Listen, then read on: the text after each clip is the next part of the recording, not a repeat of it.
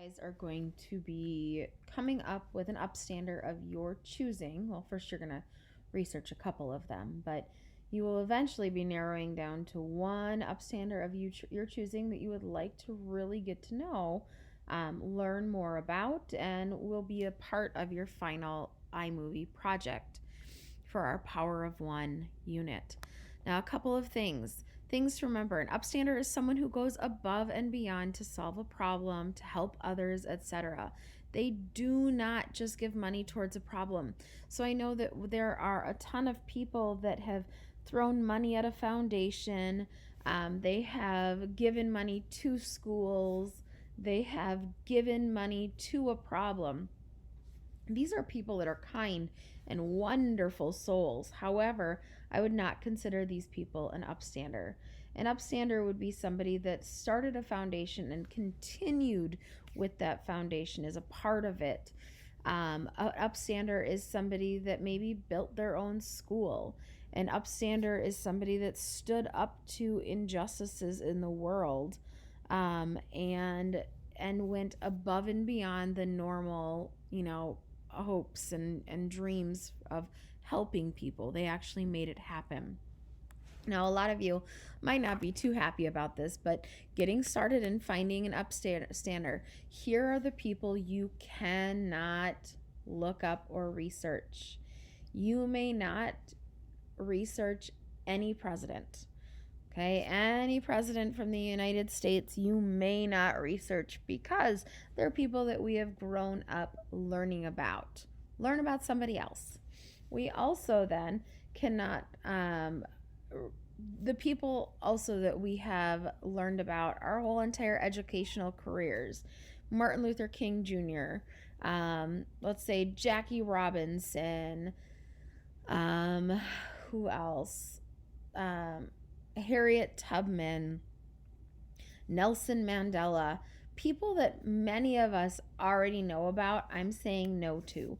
So we're looking for people that we don't know a lot about. We're looking for people that are beyond what we learn about in school. If you have questions, feel free to send me a message, but the upstander that you choose should be somebody who is new and unique and somebody that we have not learned about. Part of doing this is we're trying to narrow down who we want to research, right? You want to get stuck with an upstander that you really don't care about. So the first thing that I want you guys to start thinking about is, what are your hobbies or what are your interests? So I know a lot of you are really big into sports, right? Whether it be hockey or softball or volleyball or dance or whatever it is.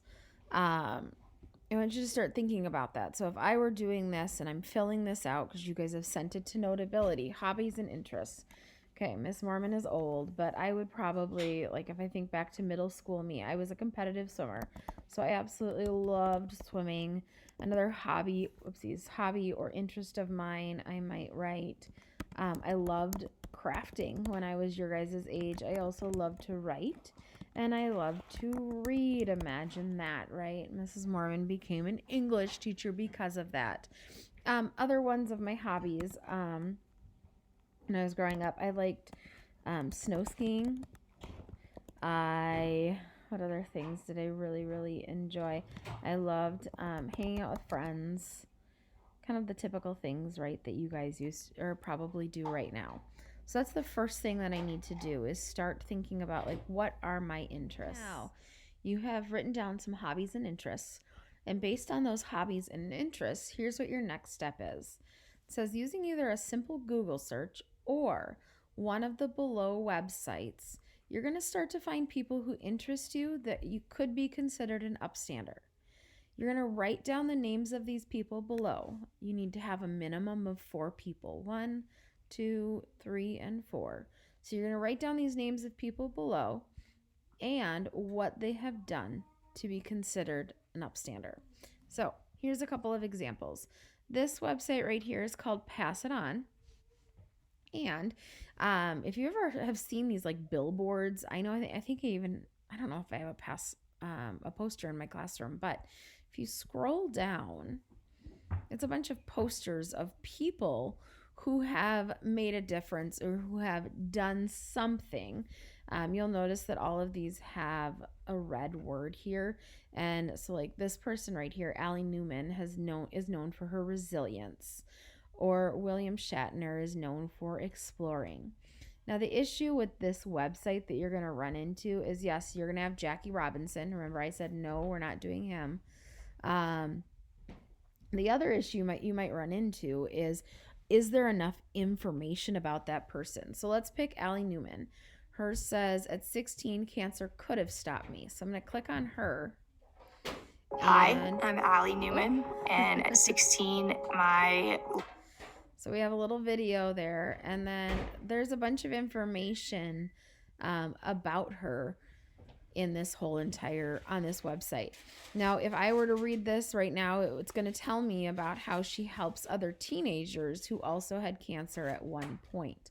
But one thing that I would suggest to you, because yes, it has information on this one website. If she's sounding really interesting to you, I would do a Google search of Allie Newman and see, is there other information on her? So right here we have something from the Gazette, which is like a newspaper. If I click down here, we have UCLA Health. It says, with help from UCLA, teenage cancer patient begins to, which is going to tell us that she's done some other things. But this is the Pass It On website, so I already have it here. But I'm not finding like a whole ton of information on her. Of course, I'm going to have to click on some of these. This one says, Allie Newman not only survived cancer, but also helps hospitals better meet the needs of teenage cancer patients. So, oh my goodness, this sounds really, really good. But again, I'm going to have to do a little extra research to make sure that I have enough information on her. Or if I go back here and, here's, let's pick a male this time. Let's see here. Climbed Mount Everest blind. Oh my goodness, this sounds really interesting. So again, I'll go through here. Oh, and he lost his vision at the age of 13. Become a celebrated and accomplished athlete. So I'm going to have to dig into this and see, again, with a Google search, is there enough information for me? So if I go back to this step 2, let's see, like if I say Allie Newman sounds really interesting, I'm going to put in her name. And what did she do? She survived cancer at the age of 16 and has begun to help other teenagers on their journey through cancer. And we can leave it at that. Okay, and then I would need to have 3 more people. The second website is website 2, and you guys have probably seen this with Miss Agater, but with this one, it's for CNN Heroes. Now, I have to scroll because this one are tributes, and tributes are like little snippets. You're not going to find a lot of information, but you'll go down to where it says top 10 CNN heroes, and this is where I can learn a little bit more about more people who have done really well in the world, people who are trying to make a difference and solve a problem, because it's the power of one. It is an upstander. So I can click on, let's see here.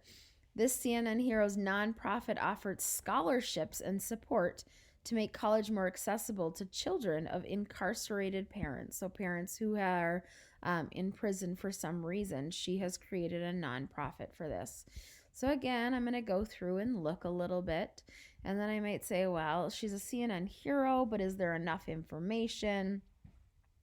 Her name is Yasmin Arrington. And so again, I'm going to do another Google search, Yasmin Arrington. And let's see here. Oh, she even has a Wikipedia page, which I don't recommend Wikipedia, but oh my goodness, here is her fund, her nonprofit.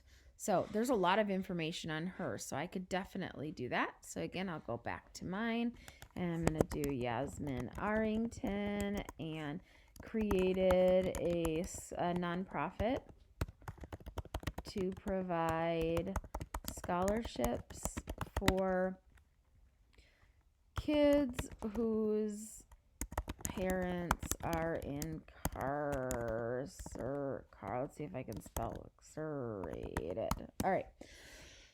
Now, that's from website 1 and website 2. The other thing that you could do is just like I said, do a simple Google search. So if I want to go to Google and I'm going to type something about like, oh goodness, people who have done,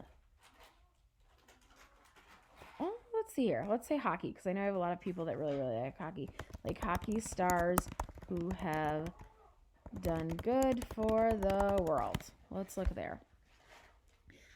That's 10 best hockey players of all time. I'm not going to probably find, well, again, I'm going to have to do this again. Famous hockey players with nonprofits. Let's try that. Okay, some philanthropic players, which are people that have done good for the world, who give to others. So that's be one way that I could do it. So as you're going, your step 2 is to come up with 4 different people, and you're going to write down 4 things that they've done. Your first one was to come up with brainstormed ideas. Your second one was to come up with 4 people that you would be interested in researching. And then your last step is you're going to narrow down the 4 upstanders that you chose above, and you're going to narrow them down to your top 2, the 2 that you think are the most interesting. And the reason we're doing this is we're going to see if we can do a little bit more research to see what else you come up with. Sometimes what ends up happening at this point is you realize you have this really cool person that you like, but there's not a lot of research on them. And when there's not a lot of research, it's going to make your final project really frustrating and difficult to do. So using the 5W guide below, which is right here, who, what, where, when, why, you're going to fill in your found information for your 2 upstanders. Just heads up, there are 2. One's just kind of hidden. So you're going to write in, who is the upstander you selected? What did he or she do to help others? Make sure you're actually researching. Make sure you're digging. Where did he or she make his contributions? So is this in the United States? Is it in a specific state? Is it at a certain school? Is it in a different country? When did it occur? Your upstander may no longer be alive. So could it be in the past? Is it happening right now? Did they stop doing it a while ago? Why did he or she choose to get involved? That's a big thing. Usually there's something that happens that makes somebody decide, hey, I want to make a difference. And then the last question is not a 5W, but it does ask your personal motivation. Why do you want to share the story of this individual?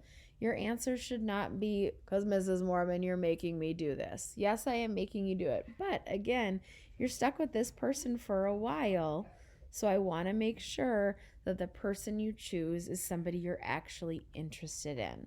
So you've got 3 steps. Hopefully when I am back on Friday, well rested, you guys will have this entire sheet filled out. Remember, you're sending it to Notability, and then I will open a Dropbox in Schoology where you can place it. See you later.